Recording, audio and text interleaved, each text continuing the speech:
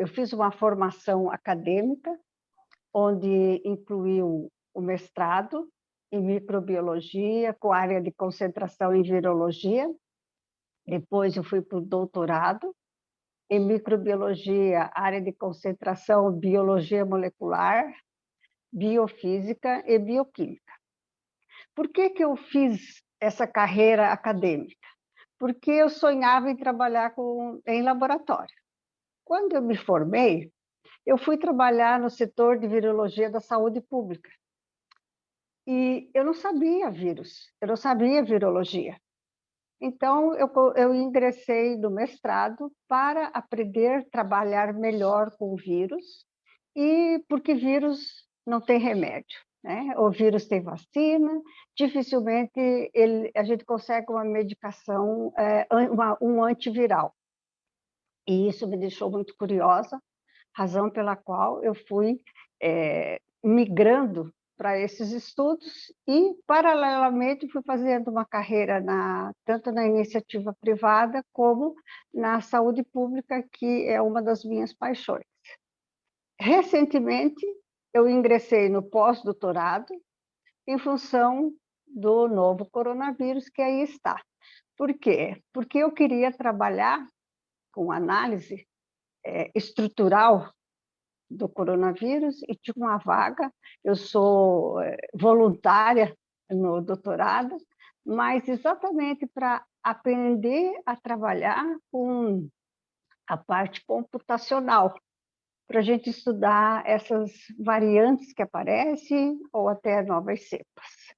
Então, e quando a gente tem um instinto, digamos assim, de querer entender melhor, a gente vai indo para a carreira acadêmica, não tem jeito.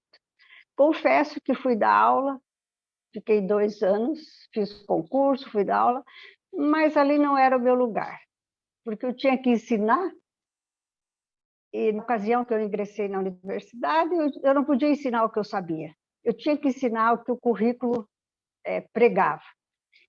E por muitas vezes eu quase fui punida, porque eu comecei a levar do meu laboratório máquina de PCR para dar aula de PCR e algumas coisas, que eu não sou meio, eles diziam, anarquista. Então, eu queria que o aluno soubesse o clássico e o moderno. O que ele vai fazer quando sair da escola de medicina? Que exame ele vai pedir? Para o farmacêutico, eu queria dar as novas perspectivas. Para o enfermeiro, ele também deveria entender. Eu dava aula para todas essas áreas, odonto, enfermagem, medicina e farmácia. E eu me senti frustrada. Então, eu saí da universidade, montei o meu laboratório de biologia molecular e depois voltei a trabalhar na saúde pública. Então, essa seria a minha formação básica. Eu digo, a gente sempre está tentando melhorar, né? Então, essa seria a minha formação. Quando eu cheguei na SBAC por uma, digamos, casualidade. Eu fui numa reunião, eu acho que todos os que já estão na SBAC sempre conheceram o Dr. Abol. E claro que eu não podia deixar de ser a primeira pessoa que eu conheci. Tinha uma reunião, depois que saiu a RDC 302, de 2005, onde os laboratórios tinham que fazer controle de qualidade, fazer uma série de cumprir, né, com essas necessidades, e, aliás, era até compulsório, né, tem que fazer. Só que eu já fazia isso por uma questão mesmo de formação do doutorado. Eu fui numa reunião e o doutor Abol estava falando de controle externo, e eu acho que ele perguntou: alguém aqui faz biologia molecular? Eu respondi que sim, e ele então disse: garanto que você não faz controle de qualidade. Eu digo: não, eu faço, como ninguém no Brasil oferece, eu faço o da AABB, que é American Association of Blood Bank, e para paternidade eu fazia na Cellmark. Então, eu fazia os programas internacionais, porque não existiam programas nacionais. E assim, então, depois o doutor Abol me fez um desafio, eu aceitei o desafio, e depois o doutor Irineu me fez um desafio, eu fui para a vice-presidência, E agora, assim, desafiada, eu acho que os desafios é que nos movem. Então, desafio por desafio, eu fui vencendo e cheguei aqui na presidência, que eu espero a gente consiga fazer um ótimo programa.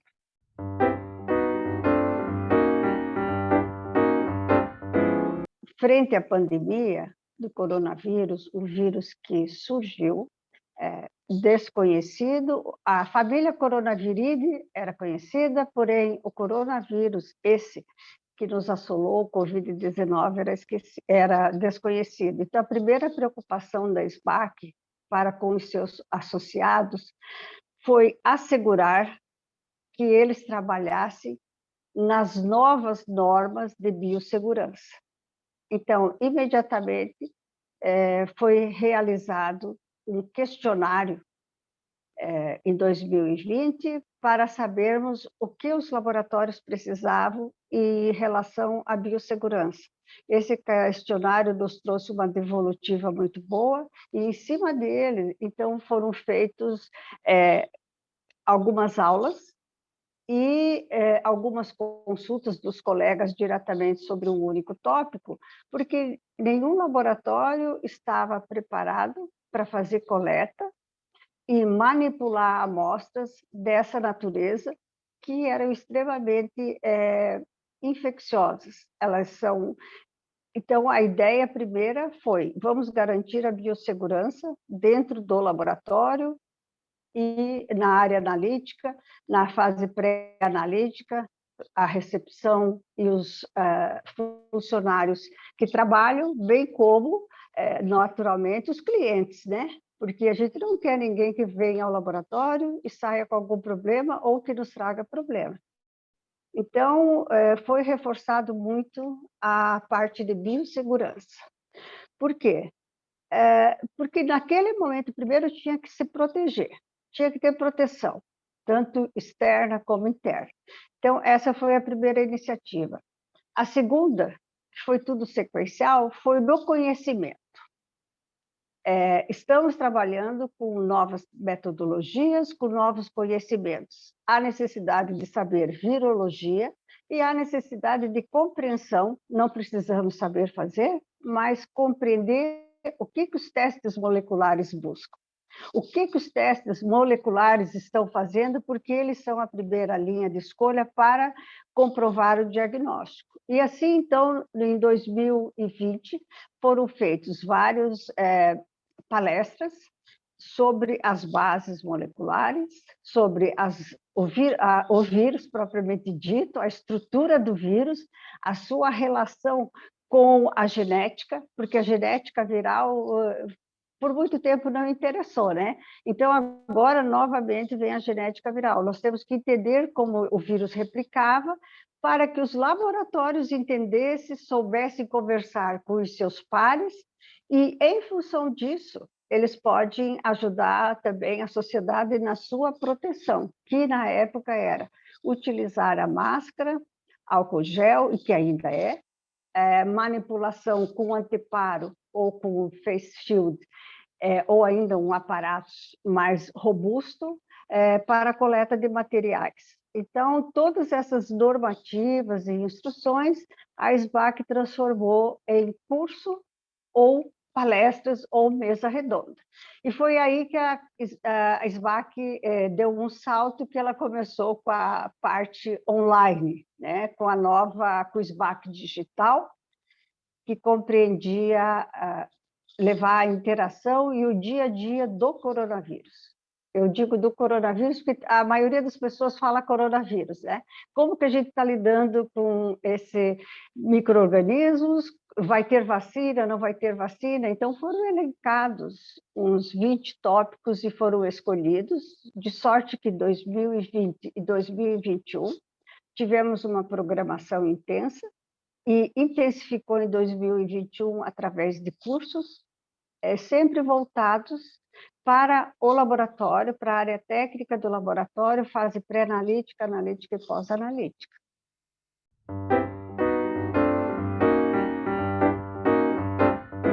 Com como desafio, eu continuo encarando que o desafio maior é ainda nós vamos ter coronavírus. Eu acho que essa é uma doença, ou que ela não... O coronavírus, claro, não é a doença, mas ele causa a doença respiratória. Ele não vai desaparecer tão rapidamente quanto algumas cientistas pensaram no início. E o que vai acontecer é que a gente tem que trabalhar, nós vamos trabalhar com cautela. Vai continuar tendo toda a linha online, que a SBAC começou em 2020, isso vai continuar. Nós vamos reforçar cursos, mas sempre procurando que esse tema, os temas do dia a dia, digamos assim, que vai ser falado no online, ele não se contraponha com o que nós teremos no presencial, porque ano que vem seria o congresso que era para ser em 2020, que não foi, depois passou para 2021, agora passou para 2022, que será em Fortaleza. Então, nós prezamos muito por fazer esse congresso, porque chegou num ponto em que tudo que você pode aprender, as mídias sociais vão soltando. É claro que a pessoa tem que fazer uma triagem, né? Nós não podemos aceitar tudo que vem. E ver quem é o ator daquela notícia. Eu tenho por hábito procurar no currículo, o currículo que é armazenado do CNPq, que é o Lattes, que é o nosso condutor de pesquisa. Todo pesquisador tem o seu currículo lá. Então, a gente procura as origens das notícias. Vamos tentar ao máximo que... Não adianta só a gente tentar, mas nós temos que fazer algo social para que as pessoas, de um modo geral, elas continuem usando máscaras, continuem lavando as mãos, continuem se cuidando. A SBAC, né, para resguardar o seu público, nós temos que continuar fazendo as aulas, as mesas redondas, cursos online. Por outro lado, nós vamos começar a trabalhar na programação científica em janeiro, porque várias programações científicas a gente já havia feito, mas elas estão obsoletas. Então, nós deixamos... quando eu digo nós, é a SBAC. A SBAC deixou para fazer essa programação, então, em janeiro. Vai ser feita a programação, a gente já fez um outline do que consideramos importante, em função do público que participou de todas as nossas atividades. E também não posso deixar de dizer que a tecnologia deu um pulo, um salto.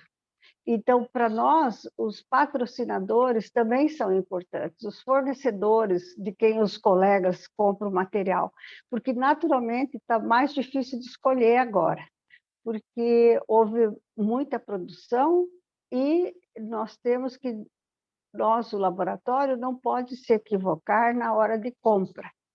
Então, tem que saber o que realmente é bom para diagnóstico, o que é bom para screening, e isso a gente vai continuar dando suporte. A SBAC vai dar todo o suporte, ela tem toda uma equipe técnica de todas as áreas do conhecimento que pode ajudar na confecção, ou assim, ajudar na compra, se alguém está indeciso que equipamento comprar, qual que é melhor. Então, a gente pode dar todo o suporte. E nós estamos na expectativa, né? O Brasil está se saindo bem em termos de vacinação.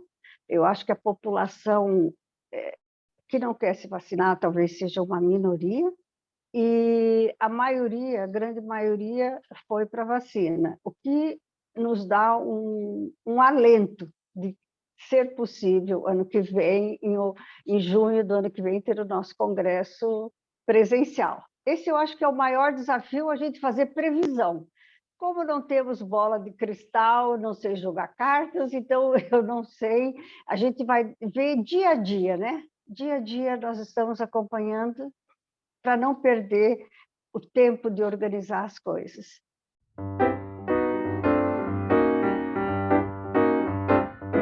a gente já tem o projeto, mas eu decidi, isso foi eu mesmo que decidi, mostrar primeiro para o Conselho Deliberativo.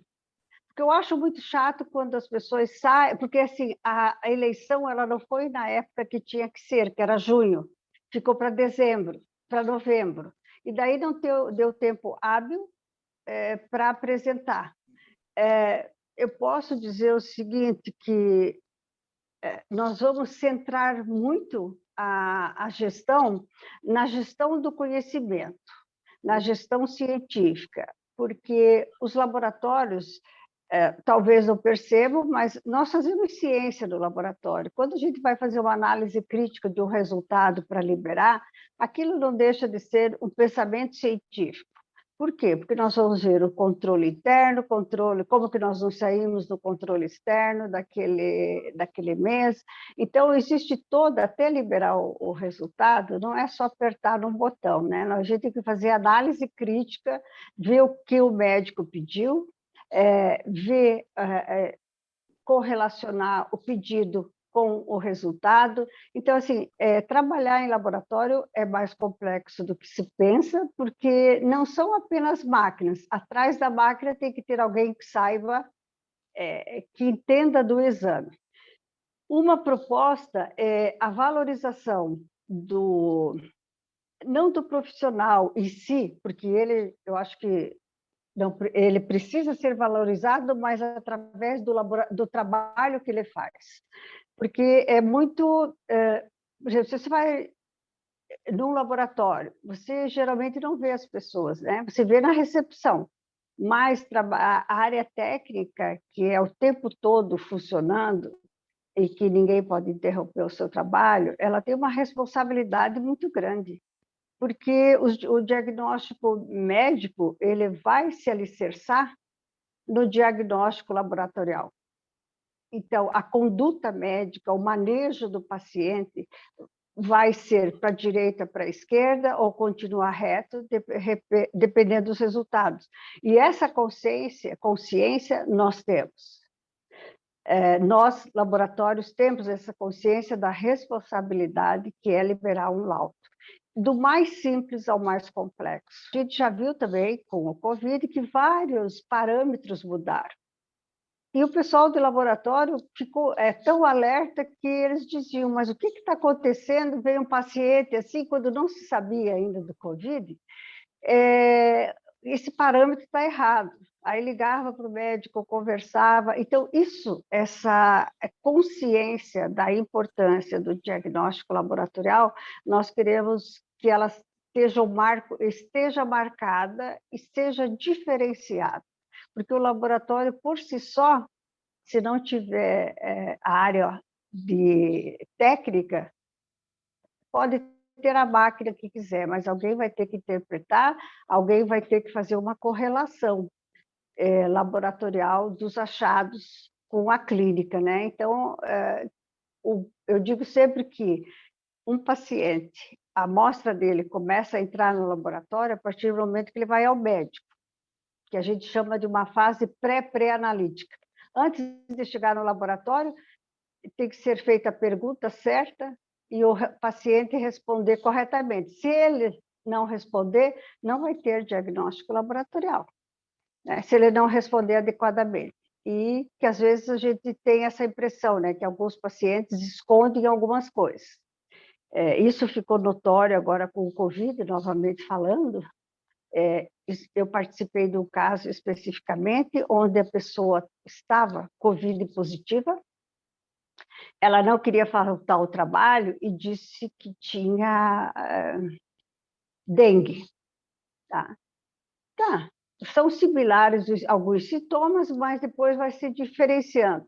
E ele não ficou em casa, ele foi todos os dias trabalhar. Consequência, o pessoal aonde ele trabalhava, então, todo mundo, ele espalhou a doença. Então, ele mentiu no local de serviço, que tinha dengue, e depois, um dia, ele, sem querer, se contradisse. E, claro, eu acho que o chefe dele deu uma apertadinha para saber, e ele tinha... Porque todos os funcionários começaram a aparecer com Covid, então, por uma questão de saúde pública, tinha que se saber a origem, né? Então, é nisso que a gente quer trabalhar também, para que o paciente ele não tenha medo. Ele não pode ser discriminado, porque no início, não sei se lembra, ninguém queria dizer que estava com Covid, porque eles achavam, vou em aglomerado, esse foi a festa, mas não é exatamente assim, né? Nós temos que ter a seriedade do paciente também, claro, porque ele é parte do diagnóstico dele. Então, o diagnóstico laboratorial, ele só vai ajudar se essa fase pré-analítica, que é o médico e o paciente, ela corra em harmonia, né? Hoje em dia tem a acreditação dos laboratórios, né? Mas quando um laboratório é acreditado, o funcionário não é. Então, se o funcionário sai, ele leva no currículo dele apenas o que pode-se dizer que ele trabalhou num laboratório acreditado, que ele era responsável por tal setor. Então, vamos ver se conseguimos implementar a certificação profissional, a acreditação, porque com isso a gente vai empoderar o conhecimento que ele já tem, mas que ninguém sabe que ele tem. Então, eu penso que talvez esse é o maior desafio. Deve demorar uns 4 anos para a gente conseguir, 2 anos para poder preparar as pessoas e depois mais 1 ano para acreditação. Então, a acreditação laboratorial, na minha opinião, deve ser feita em paralelo à acreditação do profissional. E isso eu acho que vai dar não apenas o currículo, mas é uma fase muito importante do empoderamento do conhecimento. Eu não gosto dessa palavra empoderamento, mas eu não estou achando outra no momento, mas é para ele que se ninguém mede o meu conhecimento, eu não sei exatamente o que eu sei. E por isso que talvez esse lado acadêmico de querer... Não, eu tenho que validar um conhecimento através de divulgação numa revista de grande impacto. Ou eu tenho que validar o meu conhecimento através de uma prova. Então, por que não acreditar? Seria uma certificação profissional que não é aquela certificação da graduação. É uma certificação, é uma competência técnica. Eu acho que é aí que está a palavra, a competência técnica. Então, ter algum documento que certifique a competência técnica da pessoa. Então, tanto o laboratório, como os dois em conjunto, o laboratório com a sua competência técnica e mais dos processos e mais o profissional, eu acho que isso dá num bojo holístico, né, globalizado, vai ter muito mais peso.